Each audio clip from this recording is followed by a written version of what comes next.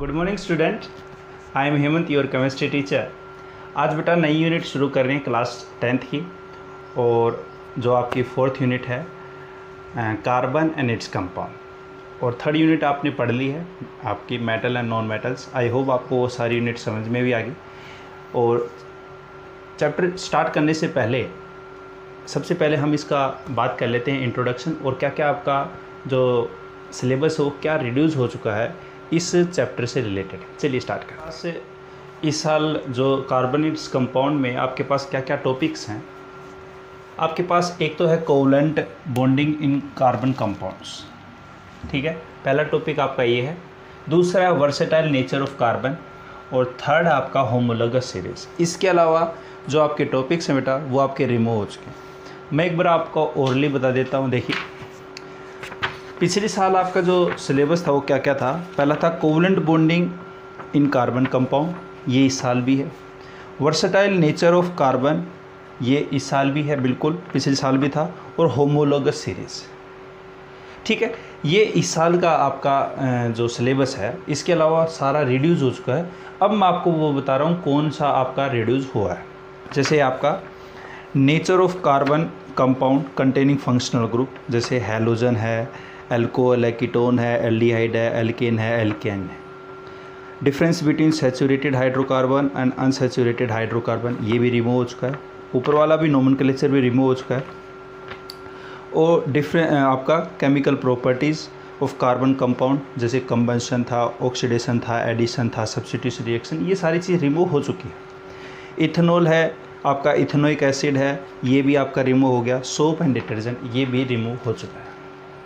केवल और केवल आपका इस साल जो है, जो आप पेपर दोगे 2021 वाला, तो इसमें आपके केवल और केवल 3 टॉपिक्स हैं, ठीक है।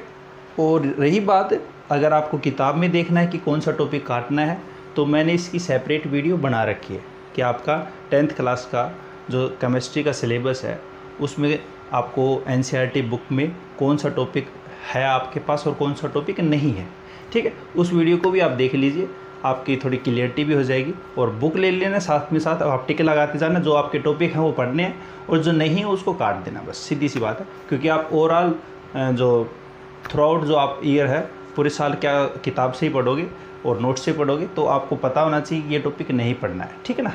तो उसकी वीडियो प्लेलिस्ट में जाके देख सकते हो आप, या फिर मैं आपको डिस्क्रिप्शन में लिंक दे दूँगा, उससे भी देखना, ठीक है बेटा। तो ये आपके 3 टॉपिक हैं। इसके साथ मैं आपको एक टॉपिक और पढ़ाऊँगा क्योंकि वो भी आपका इम्पोर्टेंट है। जो बच्चा 12th और 11th क्लास में मतलब साइंस साइड से जाना चाहता है, तो आपके वो काम की चीज़ है IUPAC नेमिंग। IUPAC नेम जो है आपका जो नोमेनक्लेचर है, क्योंकि आपको पता होना चाहिए नोमेनक्लेचर कैसे होता है, क्योंकि इस बिना तो ये मान लो ये चैप्टर कुछ भी नहीं बचा। ये बिल्कुल आपका सिंपल है, अगर ज़्यादा से ज़्यादा अगर करें तो इसको 3-4 वीडियो में भी ख़त्म कर सकते हैं अपन, ठीक है। IUPAC नेमिंग पढ़ेंगे क्योंकि ये काम की चीज़ है, ठीक है। अगर आपको ये लगे कि अगर इसको नहीं पढ़ना तो आप इस वीडियो को स्किप कर सकते हो। अगर आपको 11th और 12th में अगर आपको साइंस साइड नहीं लेनी, आर्ट्स लेना, कॉमर्स लेना, तो इसको नहीं पढ़ना। पहले ही आपको बता देता हूँ, IUPAC नेमिंग से आपको फ़ायदा ये हो जाएगा, जैसे कोई भी कंपाउंड आपको दिया है तो उसका नाम क्या है, किस तरह से है, ये सारी चीज़ें आप यहाँ पे सारी चीज़ पढ़ोगे। जैसे आपका ये है, एक मैं छोटा सा एग्जांपल लेता हूँ। इसका नाम क्या है, जैसे प्रोपेन है, इसका नाम क्या है, इसका प्रोपीन है। तो ये जो नेम है आपको पता होना चाहिए कि आप कितनी बार इस स्ट्रक्चर को ऐसे ही लिखते रहोगे, आपको नाम भी तो पता होना चाहिए, ठीक है। तो ये सारी चीज़ें जो वो IUPAC में ही बात करते हैं कि इसका नाम जो है प्रोपेन है वो क्यों पड़ा, और इसका जो नाम हो क्या है प्रोपीन है, ऐसे क्यों पड़ा, ठीक है। ये सारी चीज़ जो है वो कौन चीज़ बताएगा, आपका IUPAC बताएगा। चलिए स्टार्ट करते हैं आज का चैप्टर आपका कार्बन एंड इट्स कंपाउंड। ये आपका इंट्रोडक्टरी पार्ट था कि इसमें अपन यहाँ पे क्या क्या चीज़ें पढ़ने वाले हैं ओवरऑल। और चलिए तो सबसे पहले बात करते हैं कार्बन। देखिए सबसे पहले माइंड में क्वेश्चन ये आता है कि सर ये जो चैप्टर है कार्बन पे ही है पूरा चैप्टर, ऐसे तो आपके पीरियोडिक टेबल में बहुत सारे एलिमेंट्स हैं, तो उनके ऊपर क्यों नहीं है। सबसे पहले तो क्वेश्चन यही है, देखो कार्बन जो है वो एक ऑर्गेनिक केमिस्ट्री का बैकबोन है, कार्बन और हाइड्रोजन जो है वो मिलके क्या बनाते हैं एक्चुअल में आपका यहाँ पे हाइड्रोकार्बन कंपाउंड बनाते हैं। बात करेंगे कि कोई दिक्कत नहीं बेटा। हाइड्रोकार्बन कंपाउंड्स बताते हैं ये जो हाइड्रोकार्बन है और इसके जो डेरिवेटिव है, ठीक है। डेरिवेटिव का मीन्स क्या बेटा, जैसे मैं आम भाषा में आपको बताऊं, जैसे आपके पास शुगर केन है, ठीक है। शुगर केन से हम क्या बनाते हैं, शुगर बनाते हैं, चीनी, बूरा बनाते हैं, खांड बनाते हैं, गुड़ बनाते हैं। तो ये जो प्रोसेस आपके जो अपन बनाए, शुगर है, चीनी है, खांड है, बूरा है, गुड़ है, ये सारी किससे बनी है, शुगर केन से बनी है। तो ये जो चीज़ बनी है इनको बोलते हैं डेरिवेटिव, मतलब जिससे ऑब्टेन कर रहे हो। उसके सब्स्टिट्यूएंट्स जो कह सकते हो आप कि किसी मेन सोर्स से अगर अपन और कोई चीज़ बनाएं तो वे जो चीज़ होती हैं वो आपके क्या होते हैं, आपके डेरिवेटिव होते हैं, ठीक है। तो मैंने क्या बताया कि कार्बन और हाइड्रोजन जो है वो मिलके आपके क्या बनाते हैं, हाइड्रोकार्बन बनाते हैं। क्योंकि इसमें हाइड्रोजन है और कार्बन है, इसलिए इसको क्या बोलते हैं, हाइड्रो मतलब हाइड्रोजन और हाइड्रोकार्बन। और हाइड्रोकार्बन एक तरीके से शुगर केन हो गया और इससे आपके क्या बनेंगे, आपके डेरिवेटिव बनेंगे। जैसे आपका एक छोटा सा मैं एग्जांपल दूं, जैसे आपका है यहाँ पे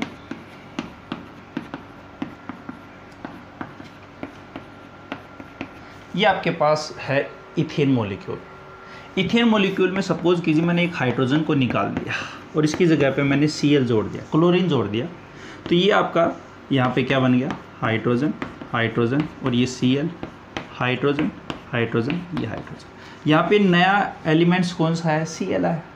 ये जो था वो था आपका हाइड्रोकार्बन और ये क्या बन गया आपका हाइड्रोकार्बन डेरिवेटिव। बस मतलब अभी तो बताए, जैसे शुगर केन है, शुगर केन से आपका शुगर बनता है, मतलब गन्ना जो है उससे शुगर बनता है, खांड बनती है, बूरा बनती है, गुड़ बनता है। तो वे जो चीज़ आपकी वो क्या है, डेरिवेटिव है। इसी तरह से हाइड्रोकार्बन से जो ऑब्टेन्ड होते हैं उनको क्या बोलते हैं, हाइड्रोकार्बन डेरिवेटिव। हाइड्रोकार्बन डेरिवेटिव में आपकी जैसे इथेनोइक एसिड है, इथेनॉल है, वो आपके क्या थे, डेरिवेटिव ही थे। वो आपके सिलेबस में इस साल रिमूव हो चुके हैं। तो अपने को सिंपल सी ये पता होना चाहिए कि हाइड्रोकार्बन है एक्चुअल में क्या और हाइड्रोकार्बन डेरिवेटिव है क्या। डिटेल में इनके बारे में हम बात करने वाले हैं इनसे। तो यहाँ पे आपको थोड़ा थोड़ा वर्ड पता होना चाहिए कि हाइड्रोकार्बन क्या होते हैं। हाइड्रोकार्बन तो हाइड्रोजन और कार्बन से जो मिलते हैं वो आपके क्या है, हाइड्रोकार्बन है। और हाइड्रोकार्बन के साथ अगर कोई और एलिमेंट जुड़ जाए तो वो आपका क्या होगा, हाइड्रोकार्बन डेरिवेटिव होगा। जिसमें एक दो एग्जांपल और देता हूँ जिससे और क्लियरिटी होगी आपकी डेरिवेटिव से रिलेटेड। जैसे देखिए मैंने अभी यही एग्जांपल लिया,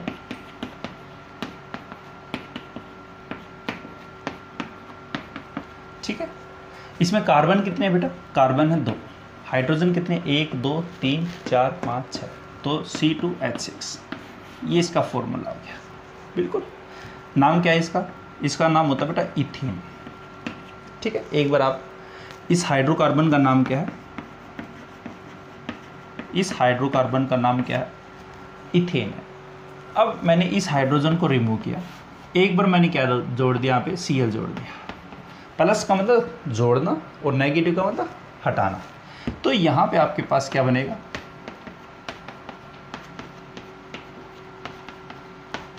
ये आपका Cl जुड़ गया।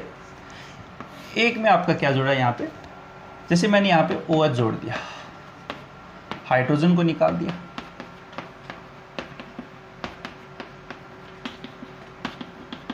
ठीक है, OH बन गया।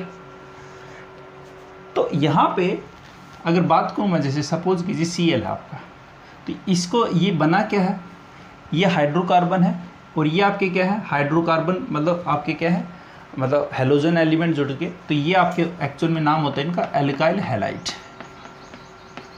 भाई इनका नाम भी तो बताओगे ना। और इसका नाम क्या है आपका, OH अगर जुड़ गया तो ये एक पूरी क्लास अल्कोहल की है, ठीक है, अल्कोहल की है। तो इस तरह से ये आपका क्या है, हाइड्रोकार्बन है। और इस तरह से अगर आप और कोई भी जोड़ते जाओगे तो यहाँ पे आपके क्या बन जाएंगे, डेरिवेटिव बनते जाएंगे। तो ये आपके क्या हो जाएंगे, डेरिवेटिव। आई बात समझे। तो मोटा मोटा तो आपको ये समझ में आ कि हाइड्रोकार्बन मतलब जिसमें कार्बन और हाइड्रोजन हो, वो आपके हाइड्रोकार्बन होंगे। और अगर बात करूँ मैं उसमें अगर कोई और एलिमेंट्स आ गया, जैसे यहाँ पे Cl आ गया, आया ना, यहाँ पे आपका क्या आ गया, OH आ गया, तो ये आपके क्या आ गए, दूसरे एलिमेंट्स आ गए। कार्बन और हाइड्रोजन के अलावा अगर और कोई एलिमेंट्स अगर आ जाता है तो वो आपके डेरिवेटिव कहलाएंगे, मतलब हाइड्रोकार्बन डेरिवेटिव कहलाएंगे। सबसे पहले ये टर्म्स आपको पता होने चाहिए क्योंकि ये बार बार टर्म्स आपके आएंगी। तो अब बात करते हैं यहाँ पे अपन, ये उतार लेना साथ साथ आप। अब बात करते हैं अपन यहाँ पे कार्बन। देखिए बेसिकली कार्बन जो वर्ड है, कार्बन वर्ड जो है वो लैटिन भाषा से लिया गया है। लैटिन में ये आया है कार्बो से, और कार्बो का मीन्स क्या है लैटिन में, इसका मीन्स होता है कोल। मतलब कोल मतलब जो आपकी माइनिंग होता है उसमें कोयला जो निकलता है, कोयल जो है उसको कार्बो बोलते हैं लैटिन में, और उससे आपका कार्बन वर्ड आया है लैटिन में। अगर बात करें यहाँ पे इसकी डिस्कवरी की, ये एलिमेंट किसने डिस्कवर किया है, डिस्कवर्ड जो है किसने किया है, ये लेवोसियर नाम के साइंटिस्ट थे। इसने 1789 में इसकी डिस्कवरी की है। तो यहाँ पे भाषा की फॉर्म में लिखते जाओ इसको, फटाफट लिखो बेटा। Carbon is discovered by Lavoisier, carbon is discovered by Lavoisier and carbon word is derived from Latin word that is carbo, which means coal,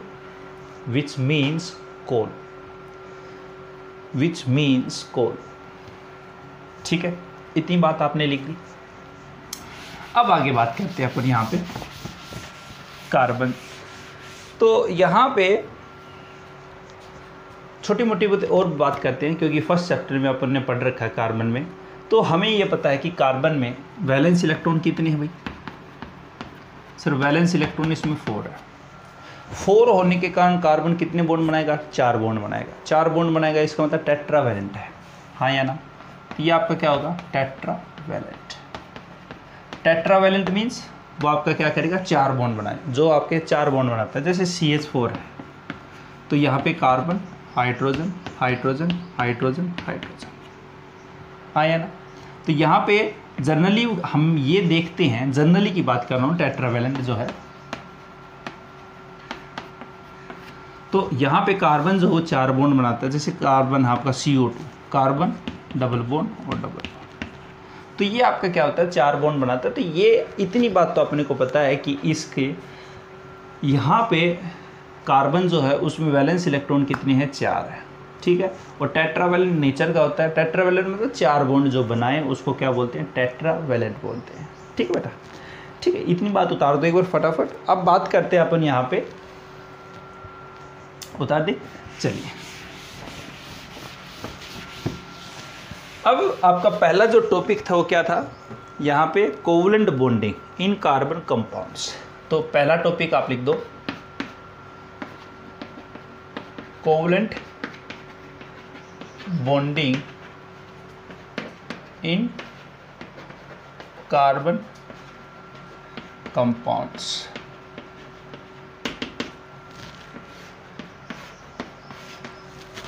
ठीक है,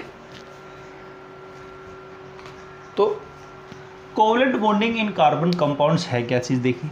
सबसे पहले हम वर्ड उठाते हैं कोवलेंट बॉन्डिंग होता क्या है, ये क्या चीज़ है, पहले तो इसको देखते हैं। तो पहले अब हेडिंग लिखो, कोवलेंट बॉन्ड, कोवलेंट बॉन्ड, ठीक है। कोवलेंट बॉन्ड को दूसरा जो नाम है वो होता है friendship bond, friendship bond.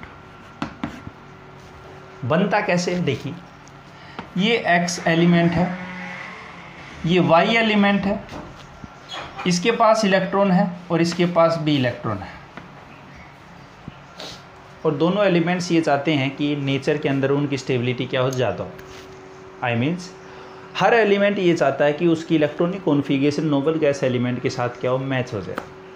Match क्यों हो जाए? क्योंकि नोबल गैस एलिमेंट जो है वो नेचर के अंदर मोर स्टेबिलिटी अटेंड करते हैं, इसलिए हर एलिमेंट ये चाहता है कि उसकी नोबल गैस एलिमेंट के साथ क्या हो जाए, मैच हो जाए। नोबल गैस एलिमेंट कौन से? जो 18वां ग्रुप होता है उसको बोलते हैं आपका क्या, नोबल गैस एलिमेंट्स। ठीक है, नोबल गैस एलिमेंट कौन कौन से होते हैं? जैसे हीलियम है, नियोन है, आर्गन है, क्रिप्टोन है, जीनोन है, रेडॉन है। ये आपके नोबल गैस एलिमेंट है जो कि ग्रुप 18 के होते हैं। हर एलिमेंट ये चाहता है कि उनकी इलेक्ट्रॉनिक कॉन्फ़िगरेशन किसके साथ मैच हो जाए, नोबल गैस एलिमेंट के साथ मैच हो जाए, क्योंकि ग्रुप 18 जो एलिमेंट्स है वो आपके नेचर के अंदर मोर स्टेबिलिटी अटेंड करते हैं। तो ये दोनों एलिमेंट्स क्या करते हैं कि अपने पास पास आते हैं और क्या करते हैं कि अपना इलेक्ट्रॉन शेयर कर लेता है और ये भी अपना इलेक्ट्रॉन क्या कर लेता है, शेयर कर लेता है। इलेक्ट्रॉन शेयरिंग के कारण ये जो बॉन्ड बना है एक्स और वाई के बीच में जो बॉन्ड बना है, इस बॉन्ड को ही क्या बोलते हैं, कोवलेंट बॉन्ड। क्या बोलते हैं, कोवलेंट बॉन्ड। तो कोवलेंट बॉन्ड बेसिकली क्या है कि शेयरिंग के कारण जो बॉन्ड बना है उस बॉन्ड को ही क्या बोलते हैं, कोवलेंट बॉन्ड बोलते हैं। तो मैं इसकी डेफिनेशन अगर सिंपल सी लिखना चाहूँ तो क्या लिख सकता हूँ, the bond which is formed by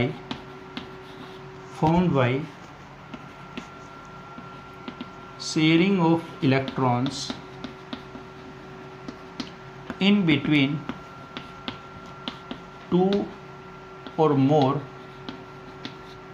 atoms known as covalent bond. हाँ या ना, सिंपल सी डेफिनेशन लिख दी कि भाई वो बॉन्ड जो कि इलेक्ट्रॉन की शेयरिंग के कारण, इलेक्ट्रॉन की शेयरिंग कहाँ पे होगी, इन बिटवीन टू और मोर एटम्स, उसको क्या बोलेंगे, कोवलेंट बॉन्ड बोलेंगे। ठीक, सबसे पहले ये हल्का फुल्का एक बार लिख दो, कोवलेंट बॉन्ड है क्या। मैं एग्जांपल से समझाऊंगा, बिल्कुल क्लियर होके जाओगे, कोई दिक्कत नहीं है। ठीक है, लिख दी इतनी बात। चलिए तो आगे बात करते हैं अपन यहाँ पे।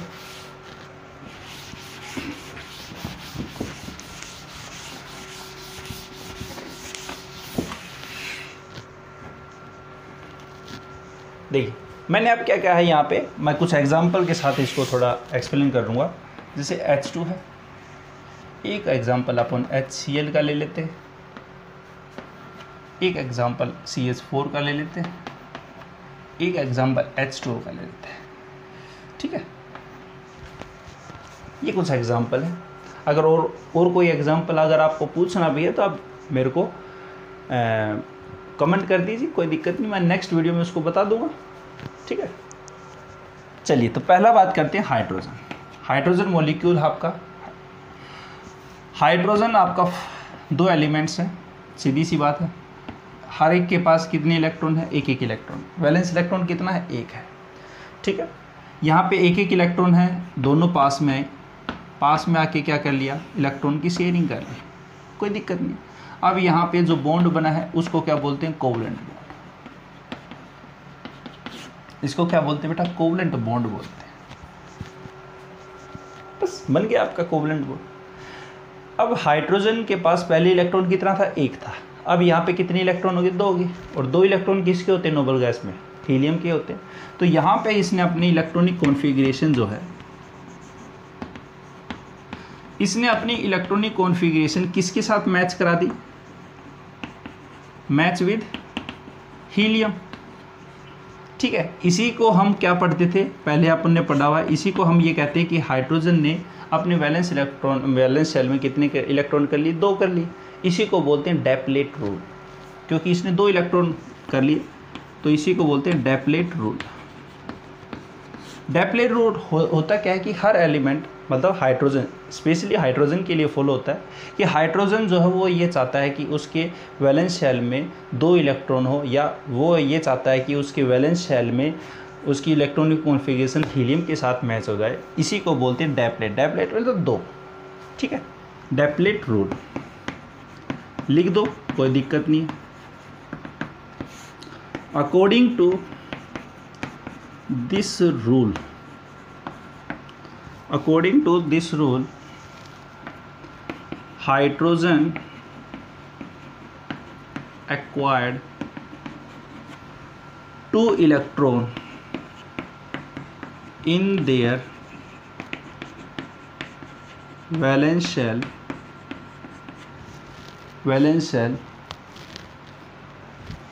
for attend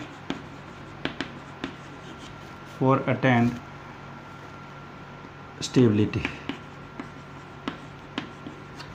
known as Deplet rule।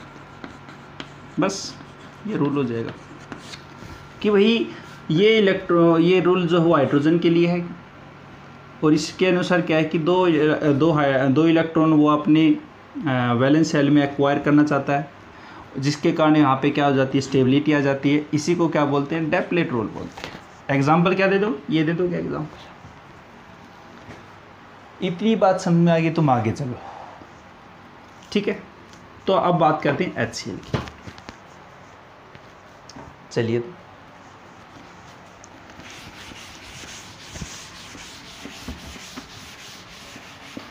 HCl की बात करते हैं। चलिए, हाइड्रोजन है और Cl है। हाइड्रोजन में कितने वैलेंस इलेक्ट्रॉन होते हैं, एक होते हैं। वैलेंस इलेक्ट्रॉन नहीं पता, कोई बात नहीं, क्या बात हो गया। ग्रुप फर्स्ट पता है आपको, ग्रुप सेकंड पता है, ठीक है। ग्रुप सेकंड फिर अपना 13 है, 14 है, 15 है, 16 है, 17 है, 18 है। इसमें वैलेंस इलेक्ट्रॉन एक होगा, इसमें 2 होंगे, इसमें 3 होंगे, इसमें 4 होंगे, इसमें 5 होंगे, इसमें 6 होंगे, इसमें 7 होंगे, इसमें 0 होंगे। एक्सेप्शन इसमें 8 किस में होंगे, जीनोन में होंगे। बस हो गया, बात खत्म। अब एलिमेंट देख लो कौन से का, जैसे अगर नाइट्रोजन कौन से ग्रुप का, 15, वैलेंस इलेक्ट्रॉन 5 हो गए। ऑक्सीजन कौन से ग्रुप में है, पीरियोडिक टेबल देखो, उसमें ऑक्सीजन आपका 16 ग्रुप का, वैलेंस इलेक्ट्रॉन 6 हो गए। क्लोरीन कौन सा है, 17 ग्रुप का, 17 ग्रुप में वैलेंस इलेक्ट्रॉन कितने हो गए, 7 हो गए, ठीक है।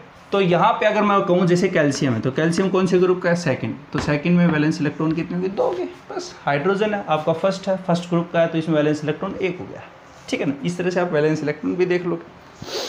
तो अब बात करते हैं अपन यहाँ पे, ये छोटी छोटी चीज़ें आप नीचे लिख लिया करो अपने हिसाब से। हाइड्रोजन और Cl है, हाइड्रोजन के पास वैलेंस इलेक्ट्रॉन 1 है, अभी बताया मैंने, और क्लोरीन आपका 17 ग्रुप का है, वैलेंस इलेक्ट्रॉन कितने हैं, इसमें 7 है, ठीक है भाई, 7 मैंने लगा दी, ठीक है। 2 2 4 2 6 और 1 7 है। क्रॉस से मैंने दिखाया, इसमें डॉट दिखा दिया ताकि थोड़ा सा डिस्टिंग्विश हो सके आराम से।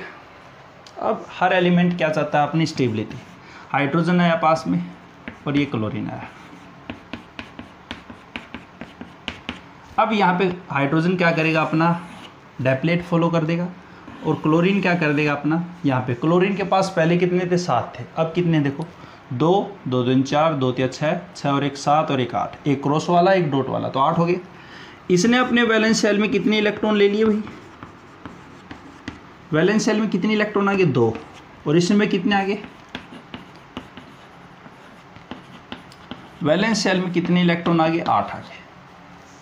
इसको रूल क्या बोला था कि अगर वैलेंस शेल में 2 इलेक्ट्रॉन आ जाएं तो इसको अपन ने क्या बोला था, इसी को बोलते हैं डेप्लेट रूल। डेप्लेट रूल जनरली आपका हाइड्रोजन के लिए ही दिया गया था। वैलेंस इलेक्ट्रॉन अगर 8 आ गए, 8 के लिए ऑक्ट यूज करते हैं, ठीक है, ऑक्टेट रूल बोलते हैं इसको। ऑक्टेट रूल क्या होता है कि हर एलिमेंट ये चाहता है कि उसके वैलेंस शेल में कितने इलेक्ट्रॉन आ जाएं, 8 आ जाएं, ताकि उसकी स्टेबिलिटी क्या हो जाए, बढ़ जाए। तो इसमें अपन क्या होता है, ये आपका क्या होता है, आपका ऑक्टेट रूल होता है।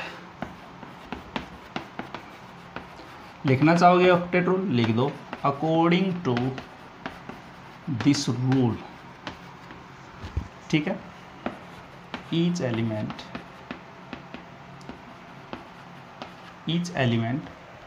का मीन्स ये नहीं कि हाइड्रोजन भी आप इंक्लूड कर रहे हो। हाइड्रोजन के लिए तो डेप्लेट रूल अपन ने लगा दिया है।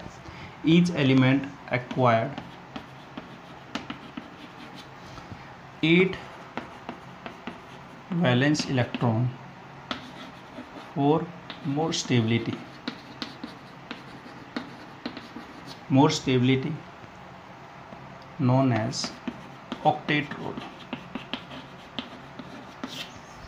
ठीक है भाई। ऑक्टेट रूल का एग्जांपल ये दे दो, कोई दिक्कत नहीं, लिख दिया हो तो आगे चलो। और ये देखिए, ये आपका क्या बनेगा, HCl, शेयरिंग के कारण दो इलेक्ट्रॉन यहाँ पे इलेक्ट्रॉन शेयर हुए, तो 2 इलेक्ट्रॉन शेयर के कारण एक बॉन्ड बनेगा, ये बॉन्ड बन गया आपका, बस ये आपका कोवलेंट बॉन्ड है।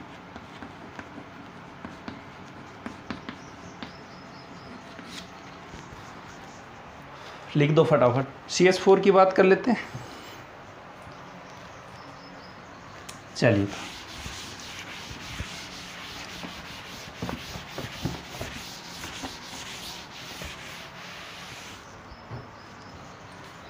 क्या था CH4, चलिए CH4 है, और एक कौन सा था H2O। CH4 ले लेते हैं भी। कार्बन है, कार्बन कौन से ग्रुप का होता है, 14 का। वैलेंस इलेक्ट्रॉन कितने होते हैं, 4, अभी बताया था। ठीक है भाई, लगा दो, लगा दिए। हाइड्रोजन है आपके पहला ग्रुप का।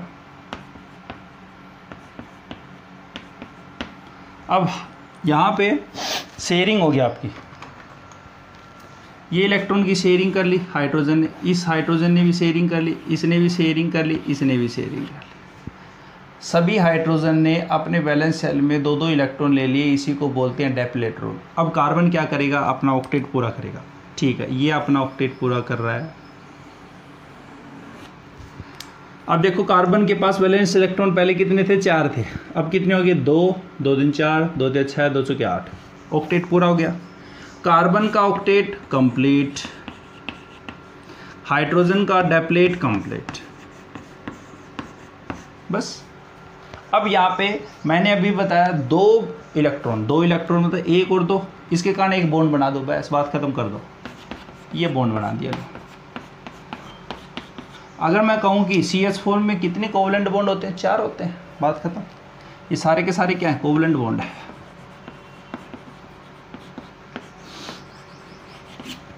आगे बात तो आगे चलते हैं, चलो तो फिर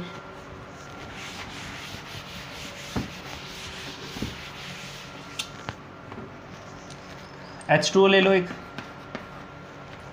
H2O में हाइड्रोजन है, हाइड्रोजन में वैलेंस इलेक्ट्रॉन 1 है, और ये ऑक्सीजन है। ऑक्सीजन में वैलेंस इलेक्ट्रॉन कितने हैं, 6 है, बिल्कुल, ये लगा दो। अब हाइड्रोजन ने अपना डैप्लेट कंप्लीट कर लिया, ऑक्सीजन ने अपना ऑक्टेट कंप्लीट कर लिया। देखिए हाइड्रोजन के पास कितने हो गए, 2 हो गए, इसने अपना डैप्लेट कंप्लीट कर लिया। इसके पास भी 2 हो गए, एक ये है एक ये है, तो 2 होंगे आपके, तो इसने भी अपना क्या कर लिया, डैप्लेट। हाँ या ना। ऑक्सीजन के पास वैलेंस इलेक्ट्रॉन पहले कितने थे, 6। अब यहाँ पे शेयरिंग कितनी होगी, देखो 2 ये होगी, 2 दूनी 4, 2 6, 2 चौके 8, मतलब इसने भी अपना ऑक्टेट कंप्लीट कर लिया। इसने भी ऑक्टेट क्या कर लिया, कंप्लीट कर लिया। इसी को क्या बोलते हैं बेटा, यहाँ पे देखो, अब शेयरिंग कर ली, तो यहाँ पे हाइड्रोजन, ये आपका, बस। ये कितने कोवलेंट बॉन्ड हैं, how many covalent bonds are present in H2O, 2 हो जाएंगे। समझ में आ रहा है क्या, समझ में आ रहा है तो लाइक कर दो वीडियो को फटाफट। ठीक है, आगे चलते हैं। तो अब कुछ क्वेश्चन आते हैं, सर ऐसे कुछ मॉलिक्यूल हो तो लो, तो फिर अब मैं कहूँ कि जैसे आपके पास मॉलिक्यूल है CO2 SO2, ऐसे तो होते हैं मॉलिक्यूल। ठीक है भाई, कार्बन पकड़ो, कार्बन वैलेंस इलेक्ट्रॉन कितने बताए, 14 ग्रुप का। कितने हैं आपके पास, 4 है। एक बार आराम से उस पेज को पढ़ लो, जहाँ पे आपके पास पीरियोडिक टेबल है, उसको आप अभी रखो, तभी आपको पता चल जाएगा। हाँ, फटाफट एक बार देखोगे उन एलिमेंट्स को, ग्रुप देखो एलिमेंट देखो, ग्रुप देखो एलिमेंट। अगर मैं कहूँ फॉस्फोरस कौन से ग्रुप का है, देखो फटाफट जल्दी देखो, बिल्कुल 15 ग्रुप में जाओ, नेपाल पाकिस्तान P आता है आपका, तो कहाँ पे होगा आपका फॉस्फोरस, 15 ग्रुप, 5 इलेक्ट्रॉन, बस बात खत्म। सल्फर पूछूँ तो सल्फर कौन सा है, 16 ग्रुप। ऑक्सीजन के नीचे देखो तो कितने हो गए, 6 हो गए। हाँ या ना। जीनोन अगर कहूँ तो जीनोन देखो, एक्सी एलिमेंट देखो कहाँ पे है, एक्सी एलिमेंट 18 ग्रुप में है, देखो नीचे सेकंड लास्ट, कितने हो गए, 8 हो गए। मैंने अभी बताया था 18 ग्रुप में जीनोन को छोड़ के सभी के वैलेंस इलेक्ट्रॉन 0 होते हैं। जीनोन के कितने होते हैं, 8 होते हैं। कर दो कितना, चलो तो फिर अभी पता चल जाएगा। कार्बन है, कार्बन में वैलेंस इलेक्ट्रॉन कितने? 4 है। कौन से ग्रुप का है? 14 ग्रुप का। 4 है तो भाई लो। ऑक्सीजन कितने हैं? 16 ग्रुप, 6 वैलेंस इलेक्ट्रॉन।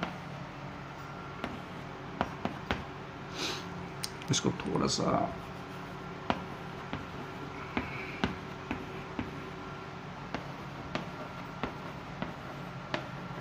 किसी के बच्चे के माइंड में आ रहा हो सर ये देखो CH4 में तो आपने कुछ ऐसा दिखा दिया था, मतलब अलग अलग इलेक्ट्रॉन दिखा दिए थे, ऐसे दिखा दिए थे, और यहाँ पे आप C में ऐसे दिखा रहे हो। मतलब एक साइड तो आप 2 दिखा रहे हो, इस साइड 2 दिखा रहे हो, इस साइड एक था, मतलब हर साइड एक था। कैसे भी लगाओ कोई दिक्कत नहीं, एक साइड 4 भी लगा दो, लो ठीक है, एक साइड 3 लगा दो, कोई दिक्कत नहीं। जनरली हम यहाँ पे ये देखते हैं सिमेट्रिकल लगाया जा सके जितना, जैसे 2 इस साइड हैं 2 इस साइड लगा दो, ऐसे नहीं कि 2 अपोजिट में लगाने, ऐसे लगा दो, कोई दिक्कत नहीं। ठीक है, आप इनको बोलते हैं डॉट स्ट्रक्चर। लुईस ने खोजा था तो इसको बोलते हैं लुईस डॉट स्ट्रक्चर। लुईस नाम के साइंटिस्ट ने बताया था, तो ये लुईस डॉट स्ट्रक्चर होते हैं। ये भी लुईस डॉट स्ट्रक्चर जो बना रहे हैं CH4 के। ठीक है भाई, लुईस नाम के साइंटिस्ट ने बताया था। लुईस और कोशल ने ऑक्टेट रूल दिया था जो अभी बात कर रहे थे। तो लुईस और कोशल ये 2 साइंटिस्ट थे जिन्होंने ऑक्टेट रूल दिया था। ठीक है बेटा, बस थोड़ा जर्नल के लिए आप स्टार करके लिख दो, octet rule is given by Lewis and Kossel. मिटा रहा हूँ। तो क्या बता रहे था? हाँ देखिए, अभी ऑक्टेट कर दो कंप्लीट, ऑक्टेट कर दो भाई। 4 है, ये लो हो गया। ऑक्सीजन भी अपना ऑक्टेट पूरा करेगा, लो तो बन गया। मैंने बताया था 2 इलेक्ट्रॉन से 1 बॉन्ड बनेगा। ठीक है भाई, यहाँ पे कितने इलेक्ट्रॉन है? 4 है, तो 2 बॉन्ड बनेंगे। 2 इलेक्ट्रॉन से 1 बॉन्ड बनेगा तो 4 से 2 बनेंगे। इस साइड भी बन गया बस। हाँ, अगर दिमाग में आ रहा हो तो ये लगा सकते हो, कोई दिक्कत नहीं है। ये इलेक्ट्रॉन जो बचे हुए हैं ये आप आराम से दिखा सकते हो, कोई दिक्कत नहीं है। अगर आप सिंपली ऐसे भी दिखाओगे तो भी चलेगा। SO2 को एक बार करके देखो, वीडियो को पॉज करो और फटाफट एक बार चेक करो, फटाफट एक बार करके देखो, मैं बता रहा हूँ आपको, जल्दी करो।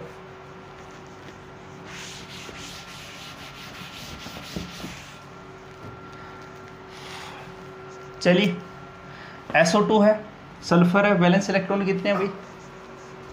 वैलेंस इलेक्ट्रॉन कितने हैं? 6 हैं। ठीक भाई, लगा दो फिर, 6 हैं तो क्या दिक्कत होगी। ऑक्सीजन के पास 6 हैं।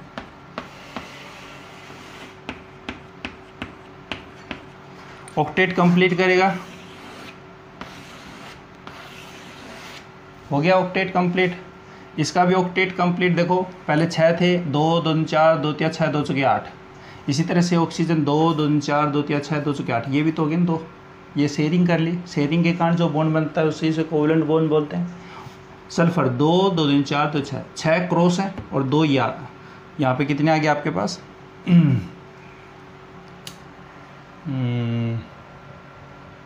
2 2 4 2 3 6 2 चुके 8 2 5 10, ये हो गया आपका।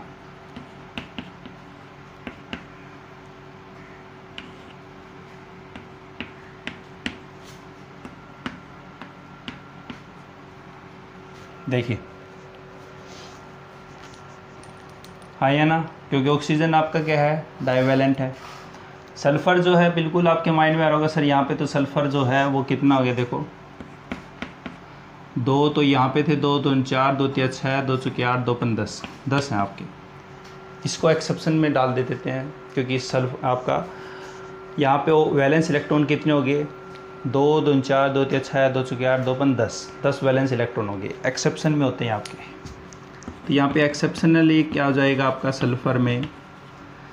सल्फ़र में वैलेंस इलेक्ट्रॉन कितने हो जाएंगे? 10 हो जाएंगे। नेचर में ऐसे कई एलिमेंट्स हैं जिसके वैलेंस इलेक्ट्रॉन जो है वो 8 से ज़्यादा भी होते हैं। ऑक्टेट रूल कुछ मॉलिक्यूल को एक्सप्लेन कर पाया था, पर कई ऐसे मॉलिक्यूल हैं जो कि आपके जैसे PCl5 है, बात करें अगर PCl5 की, तो यहाँ पे फॉस्फोरस है, फॉस्फोरस में वैलेंस इलेक्ट्रॉन कितनी है भाई, 5 है। यहाँ पे क्लोरीन है, यहाँ पे भी क्लोरीन है, ठीक है। क्लोरीन में वैसे वैलेंस इलेक्ट्रॉन कितने होते हैं, 7 होते हैं, दिखा देता हूँ मैं सारे।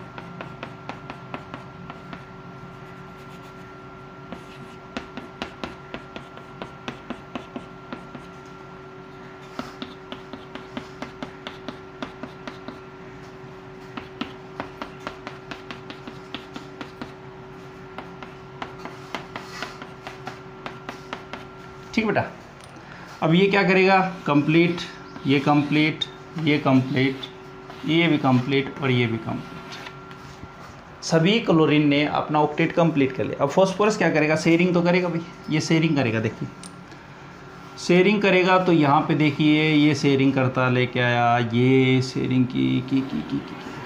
फॉस्फोरस के पास पहले कितने थे, 5 थे, 5 क्लोरीन के ले लिए, 10 हो गए। PCl5 नेचर के अंदर तो एग्जिस्ट करता है, तो यहाँ पे वैलेंस इलेक्ट्रॉन जो हो कितने हो गए, 10 हो गए, हाँ या ना। तो जनरली आपका 10th क्लास में यही बताते हैं कि मॉलिक्यूल्स जो वो अपने ऑक्टेट कंप्लीट करते हैं। एक्सेप्शन आ जाता है, ऑक्टेट रूल का भी एक्सेप्शन है। कई ऐसे मॉलिक्यूल्स हैं जिसमें आपके क्या है, यहाँ पे वैलेंस इलेक्ट्रॉन जो हैं वो आपके क्या हैं, ज़्यादा होते हैं ऑक्टेट से ज़्यादा। इसको बोलते हैं एक्सटेंडेड ऑक्टेट, मतलब अपने ऑक्टेट को क्या कर जाते हैं, एक्सटेंड कर जाते हैं। क्यों कर जाते हैं, ये भी क्वेश्चन। अब इसको हायर क्लास में पढ़ोगे कि यहाँ पे क्या होता है बेटा, डी ऑर्बिटल्स होती है, यही तो बात है। यहाँ पे डी ऑर्बिटल्स होने के कारण ये अपना ऑक्टेट क्या कर जाते हैं, एक्सटेंड कर जाते हैं। जैसे आपके पास सपोज़ कीजिए एक कमरा था, तब तक तो आराम से आप कंफर्टेबली क्या है 2-3 आदमी रह रहे थे। अब अगर आपके पास अगर सपोज़ कीजिए एक कमरा और फालतू, मतलब 2 कमरे हो जाए, तो आप उतने ही क्या कर सकते हो और उसमें आदमी रह सकते हैं। तो डी ऑर्बिटल्स होने के कारण ये इलेक्ट्रॉन ये कह सकता है आराम से आ जाओ, तो उसके कारण यहाँ पे क्या हो जाता है, उसका ऑक्टेट एक्सटेंड हो जाता है।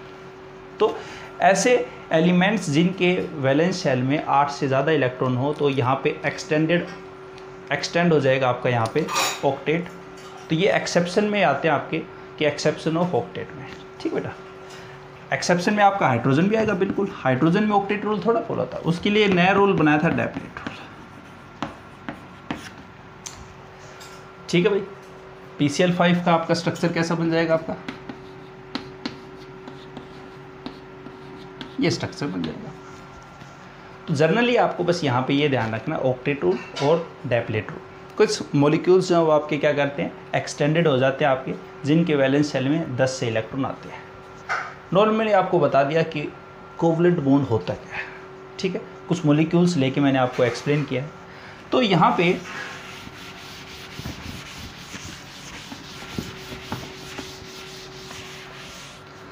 कोवलेंट बॉन्ड में आपने देखा जैसे CO2 है, सर यहाँ पे जैसे CO डबल बॉन्ड है, तो ये देखिए कोवलेंट बॉन्ड आपके कितने यहाँ पे, हाउ मेनी कोवलेंट बॉन्ड्स, आप कहोगे सर 4 है।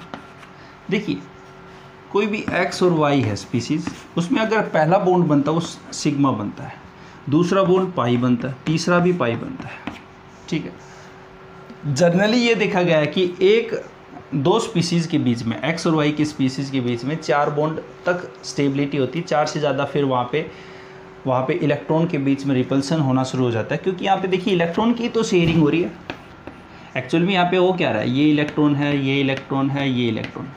भाई 3 बॉन्ड बनाए तो इलेक्ट्रॉन कितने शेयर है, एक बॉन्ड के कारण कितने इलेक्ट्रॉन शेयर होते हैं, 2 होते हैं, मतलब 2 इलेक्ट्रॉन एक बॉन्ड बनाते हैं। तो भाई 6 इलेक्ट्रॉन कितने बनाएंगे, 3 बॉन्ड। तो यहाँ पे इलेक्ट्रॉन क्या करने लग जाएगा, रिपल्सन करने लग जाता है। भाई चार्ज भी तो क्या सेम है, इलेक्ट्रॉन के ऊपर चार्ज कैसा होता है, नेगेटिव। तो ये कुछ ऐसा सिस्टम है यहाँ पे, ये नेगेटिव, ये नेगेटिव, ये नेगेटिव, ये नेगेटिव। ज़्यादा अगर नेगेटिव चार्ज आने से तो फिजिक्स ये क्या कहती है, अगर आपका सेम चार्ज होता है, सेम चार्ज एक दूसरे को क्या करेंगे, रिपेल करेंगे, हाँ या ना। अगर यहाँ पे रिपेल करेंगे, इसी को हम क्या बोलते हैं, इसको एक पर्टिकुलर नाम दे देते हैं, इसको बोलते हैं स्टीरिक हिंड्रेंस। और रिपल्सन हुआ है इलेक्ट्रॉन के कारण, तो इसको बोलते हैं inter. Inter electronic repulsion, inter electronic repulsion. ठीक है भाई, क्योंकि इलेक्ट्रॉन के बीच में जो रिपल्सन लग रहा है उसको क्या बोलते हैं, इंटर इलेक्ट्रॉनिक रिपल्सन। और यहाँ पे चार्ज कैसा है इलेक्ट्रॉन के ऊपर, नेगेटिव, तो नेगेटिव हो जाएगा। तो जनरली हम यहाँ पे ये देखने को मिलता है कि आपके दो कोई भी एलिमेंट्स है उसमें 4 बॉन्ड तक स्टेबिलिटी हो सकती है, 4 से ज़्यादा नहीं होगी। आपके सिलेबस में बस 2 या 3 होते हैं, जैसे कार्बन डबल बॉन्ड तक हो सकता है और ट्रिपल बॉन्ड तक हो सकता है। बस कोऑर्डिनेशन कंपाउंड होते हैं जिसमें आपके 4 तक भी हो सकते हैं, वो आपके सिलेबस में नहीं है। ठीक है बेटा, मतलब जनरली आपको मोटा मोटा ये बताया कि कोवलेंट बॉन्ड में आपके 2 भी हो सकते हैं। अब मैं यहाँ पे अगर कहूँ, जैसे सपोज कीजिए यहाँ पे सिग्मा बॉन्ड कितना है, 1 है, इसके अलावा सारे आपके क्या आ जाएंगे, पाई हो जाएगा। जैसे यहाँ पे बात करूँ सिग्मा, ये पाई और ये पाई, तो इसका मतलब कोवलेंट बॉन्ड जो है वो आपके 2 टाइप के होते हैं, एक तो सिग्मा बॉन्ड होता है और एक आपका पाई बॉन्ड होता है। इसका मतलब ये मतलब निकला। तो अब हेडिंग लिख दो, सिग्मा बॉन्ड और पाई बॉन्ड, मतलब types of covalent bond, heading ये लिखो आप। ठीक है, तो यहाँ पे हेडिंग लिखो बेटा, टाइप्स ऑफ कोवलेंट बॉन्ड।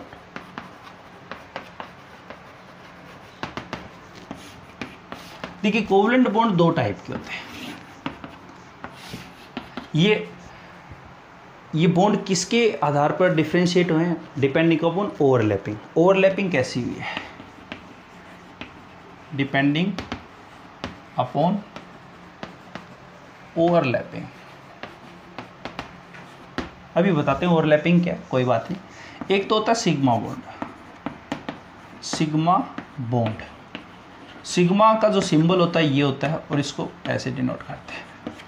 और एक होता है पाई बॉन्ड, पाई मतलब ये, हाँ या ना। देखिए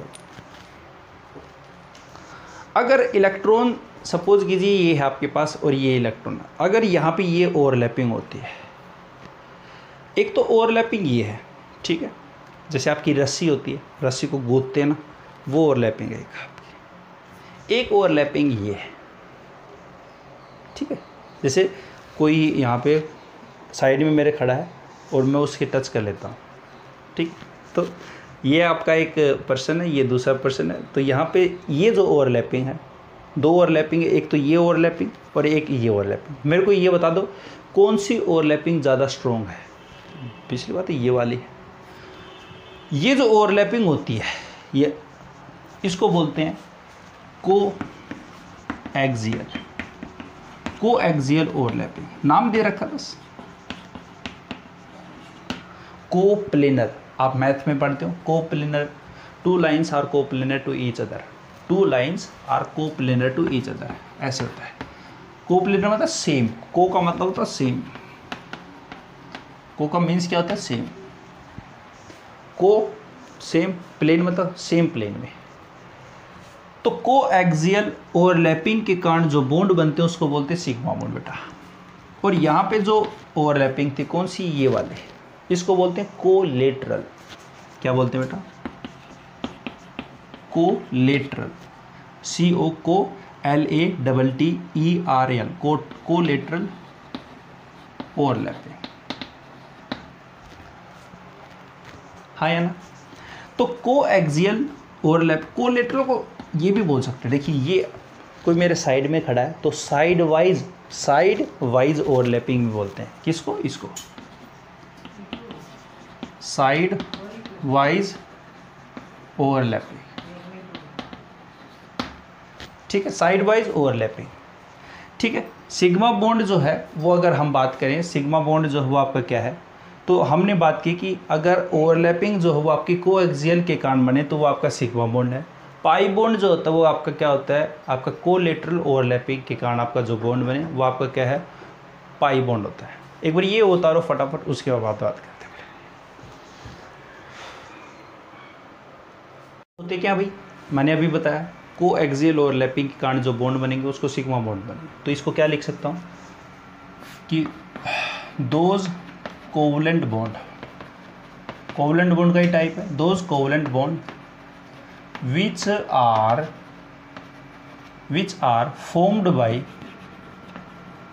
formed by coaxial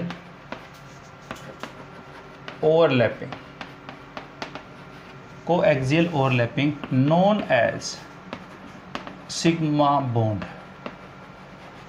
ठीक है, सबसे पहले डेफिनेशन लिखो, कोई बात नहीं, किसी मॉलिक्यूल में कितने कोवलेंट बॉन्ड होते हैं, कितने पाई होते हैं, वो सारी चीज़ बताऊंगा। सबसे पहले डेफिनेशन लिखो, सिग्मा बॉन्ड की डेफिनेशन लिख दी।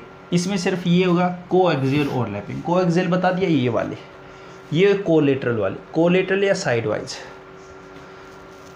पाई बॉन्ड की क्या डेफिनेशन हो जाएगी, those covalent bond which are formed by collateral, coaxial की जगह पे क्या लिख दोगे, कोलेटरल, या इसी को क्या बोलते हैं, side wise overlapping, side wise overlapping. Definition लिख दी पाई की। अब मैं मॉलिक्यूल लेता हूँ कुछ जिसमें सिग्मा और पाई आपके होते हैं। आगे बढ़ जाऊँ, सिंपल सी बात है, कोई दिक्कत नहीं बेटा। कोवलेंट बॉन्ड को बिल्कुल डिटेल में बता दिया आपको यहाँ पे।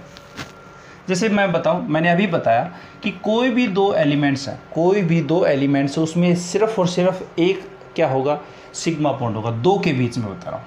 जैसे यहाँ पे पहला बॉन्ड अगर बना तो ये सिग्मा है, दूसरा बना पाई है, तीसरा बना पाई है, चौथा भी बनेगा वो भी पाई होगा। केवल और केवल एक सिग्मा होगा और सारी पाई होंगे। ठीक है, अब मैं यहाँ पे एग्जाम्पल लिया, जैसे CH4 है, अभी बनाया स्ट्रक्चर।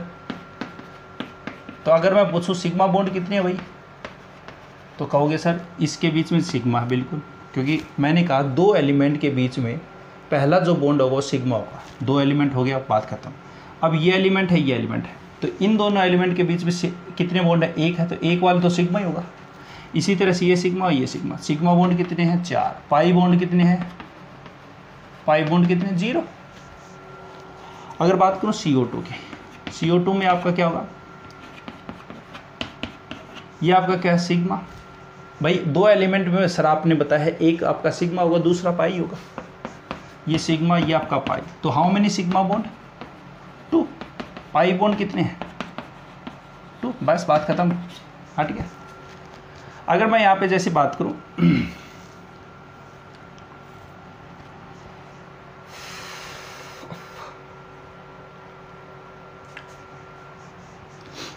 और ले लो, H2O का ले लो, तो यहाँ पे सिग्मा कितने हैं, सिग्मा बॉन्ड कितने हैं, 2। पाई है क्या, नहीं है, तो 0। तो कोई भी मॉलिक्यूल है उसका अगर स्ट्रक्चर बना रखा है, जैसे स्ट्रक्चर है आपका HCO4,